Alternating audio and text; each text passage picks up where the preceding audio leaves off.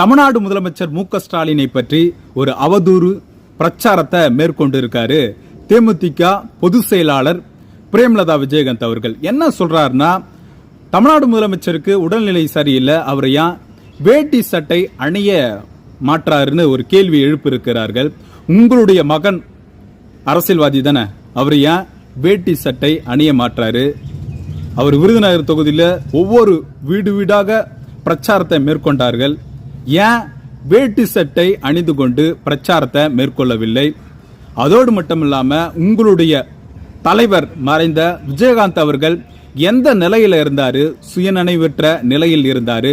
ஆனா அந்த நிலையிலும் நீங்க பதவியை சூடினீர்கள். இதுதான் மக்களுக்கு அனைவருக்கும் தெரியும். ஆனா முதலமைச்சர் மு க ஸ்டாலினை பற்றி பர்சனல் அட்டாக்க நீங்க மேற்கொண்டு இருக்கிறீர்கள். இது வன்மையாக கண்டிக்கத்தக்கது. தொடர் தோல்வியில இருக்க சொல்ல இப்படி